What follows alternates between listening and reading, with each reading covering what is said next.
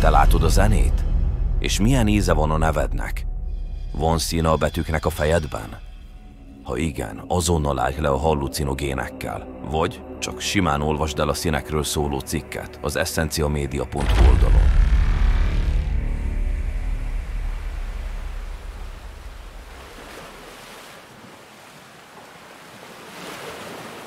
Megdöbbentett a tenger gyönyörű színe, amikor egy szalmakalap szűk résein keresztül láttam.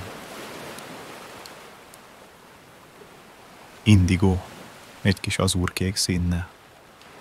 Az égbolt, berlini kék, egy kis ultramarinnel. A mai nap minden kék. Hallom a kérdéseteket. Milyen érzés színnek lenni? A szín a szem érintése, a süketek zenéje, szó a sötétségben. Magyarázt hát el, mester, a piros érzését annak, aki soha nem látott. Ha új begyünkkel érintenénk, a vas és a rész között volna. Égetne, ha a tenyerünkbe fognánk. Olyan volna a szaga, ha megszagolnánk, mint a lónak. Ha virágillata volna, a 100-szor szépre hasonlítana, nem a piros rózsára.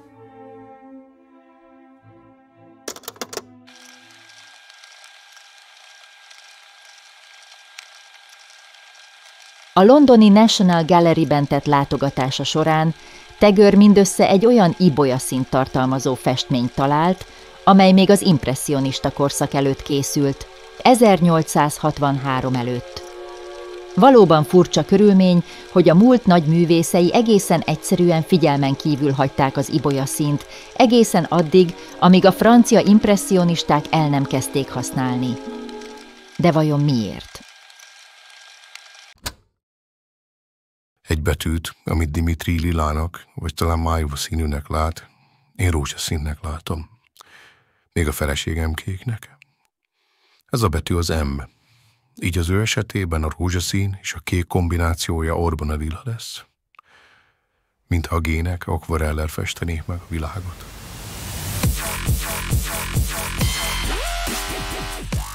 A B betűnek olyan árnyalata van, amelyet a festők égetett sziena színnek hívnak.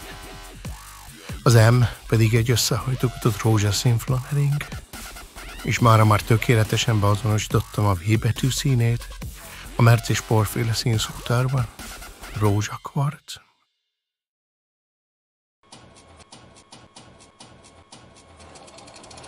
A színek nem tűnnének a szemébe, a hangok nem ütnék meg a fülét.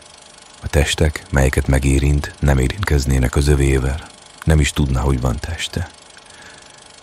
Ha kezeinek érintése az agyában történnék, minden érzéklet egy pontban egyesülne, csak a közös szenzióriuma léteznék.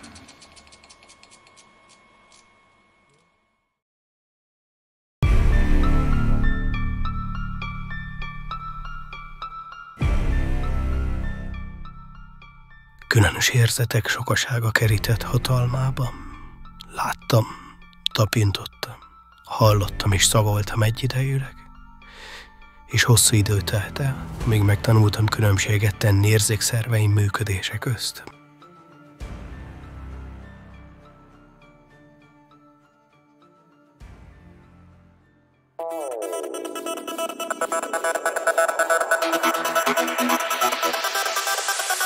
Az ő világának ugyanolyan az illata, akár a miénknek. Viszont ő nem csupán az orrával érzékeli az illatokat. Ő hallja, látja, és ő tapintja is az illatokat. A világ egy émeítő aromákból álló zűrzavar. Csípős és szúros szagú hangok, édeskés illatú látványok és izzadságszagú tapintások. Ha beléphetnénk az újszülettek világába, úgy érezhetnénk magunkat, mint a halucinogén drogot párolgó parfümüzembe kerültünk volna.